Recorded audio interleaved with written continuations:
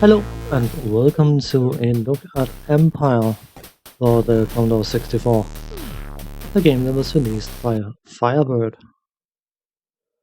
The background scenario kind of thing for this game is that some time after humans started to colonize space, reaching a certain galaxy, the Empire bumped into an alien base, and of course the aliens and the Empire got into a bit of a kerfuffle, if you want. Still, the galaxy's planets are being fought over by both the Empire and the aliens, and of course you are on the Empire side, and the ultimate goal is to get rid of all the aliens in this galaxy and eventually sort of build up your own empire. That is a very far-reaching goal, because this game is, I don't know how to phrase it, wouldn't say slow going, but it requires an awful lot of work from the player. I think is a good way of phrasing it. You start in a system with a very basic craft with basically no upgrades. The only thing you have going for you is your laser cannon thing and your cargo ropes. The system you are in, or whatever system it may be, can have one or more planets, and every single planet in a system will have a orbit entry track kind of thing that you can fly through and reach the surface of the planet. Once you reach the surface of the planet, you can skim across it and try to pick up various different pods, which are supply pods. While on the surface of a planet, you will be under constant attack from missile defense systems until you knock out all the missiles. And once you have gathered the pods that you feel like you want to gather, if you can find the ones you want, you can go for the green pod, which will eject you from the surface of the planet and bring you back into orbit, where any pod that you pick up will be converted into a cargo canister. And those cargo canisters you can pick up using your ropes and take them to the local starbase. The starbases will use whatever materials you pick up in order to supply you with extras that you can buy. Depending on what you're trying to buy, it will require a certain amount of ore, material, or people in order to make that item. And basically it is one of those, the more effort you put into delivering the cargoes, the more extras you can buy. Though those extras comes with a bit of a caveat, because they are either timed or one use, and they require you to use a cargo rope slot to carry them around, which of course means that with the beginning craft that only has 2 cargo ropes, you are effectively giving up one of your cargo carrying capacities in order to carry the extra that you bought. The various different systems will have various different missions. We get whatever a mission in this particular system to rescue a princess. Once we have gone and rescued her, we will get a reward, and the reward for the first mission is a trading pass, which allows you to actually trade for the various upgrades you can buy using the materials you have gathered.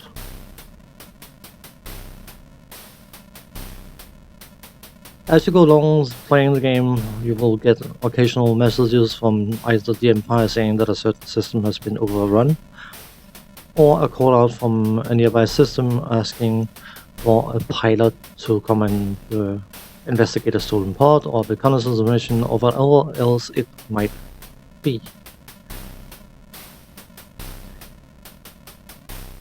It's probably been explained a bit haphazardly, and I do apologize about that, but I will get into further details about the general flow of gameplay shortly.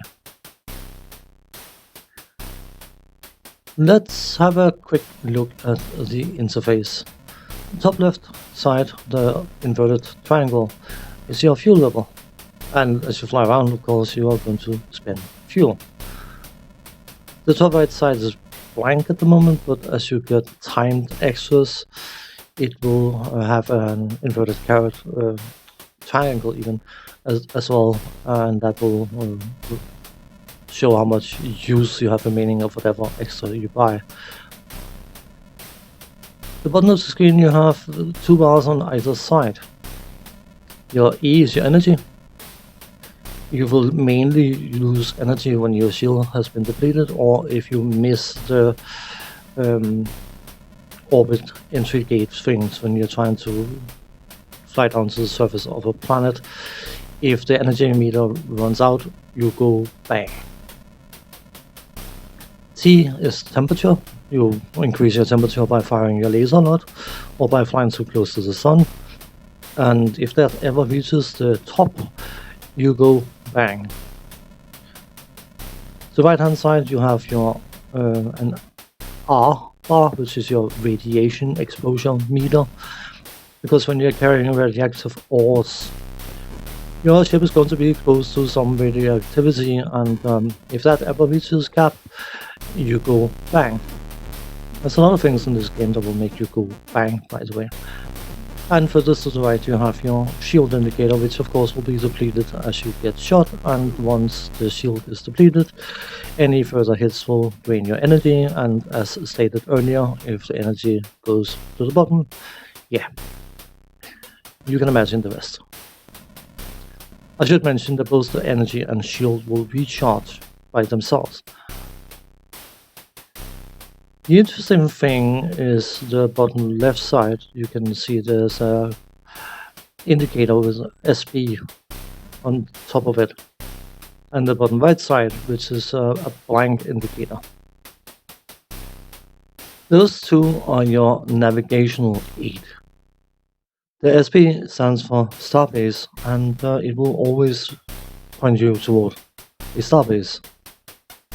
Starbases orbit planets, so if there's a starbase, there's bound to be a planet nearby, and if there's a planet, there's also a planet entry point or whatever thing in order to reach the surface of the planet.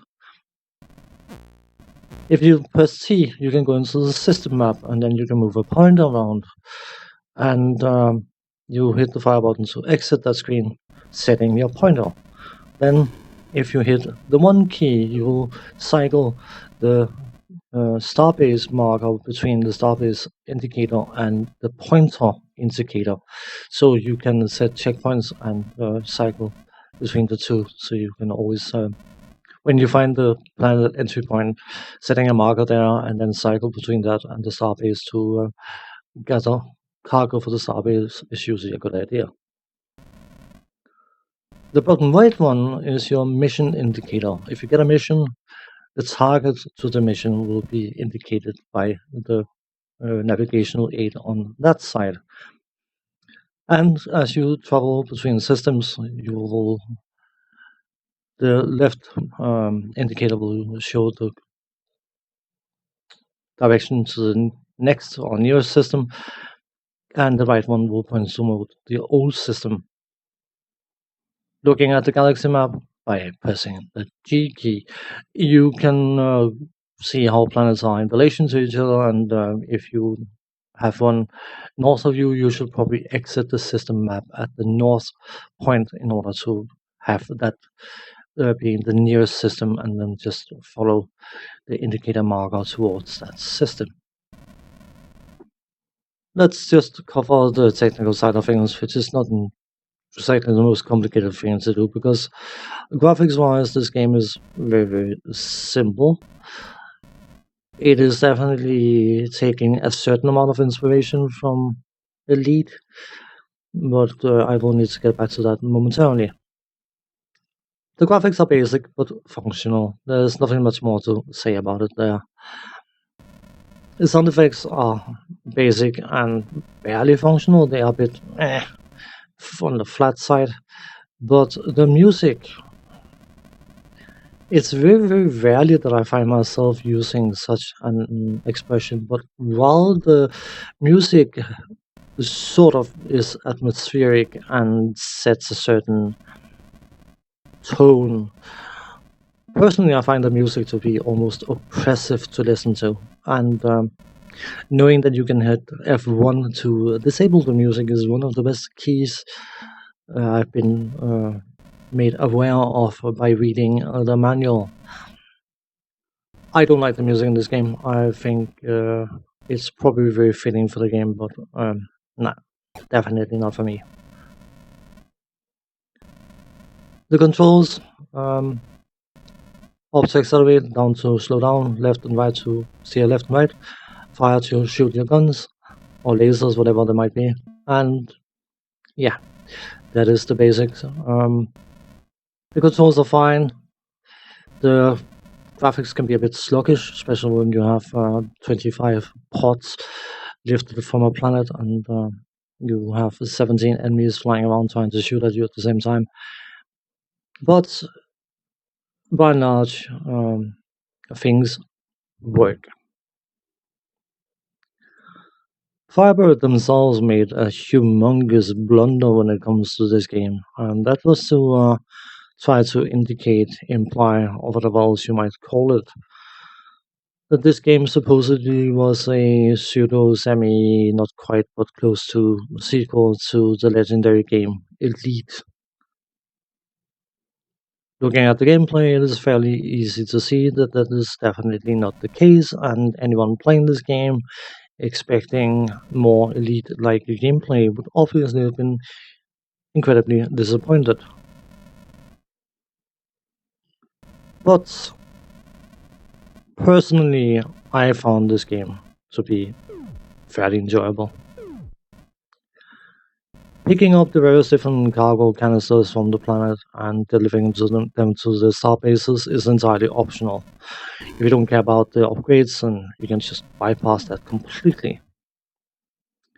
What is the meat of the game is to chase missions. Because when a starbase gives you a call out that they need you for something, they mean here and now, not 2 days from now, but here and now. And chasing the missions and completing them will give you various different upgrades, such as extra cargo ropes and eventually a better ship. And while there's no cohesive kind of storyline in the game, I found it very interesting to follow its development and eventually get to a point where a certain something occurs that requires your full attention to do everything in your power to try and stop it. And if you can bypass the tedious moments of this game and you like seeking out missions and completing them and getting a more powerful ship and all that good stuff, I fail to see why so many people disliked this game. Likely because many of them never read the manual that could tell them how to actually play the game, such as refueling by picking up radioactive canisters from the surface of a planet. Hmm. Thanks for watching, take care, see you next time. Bye bye for now.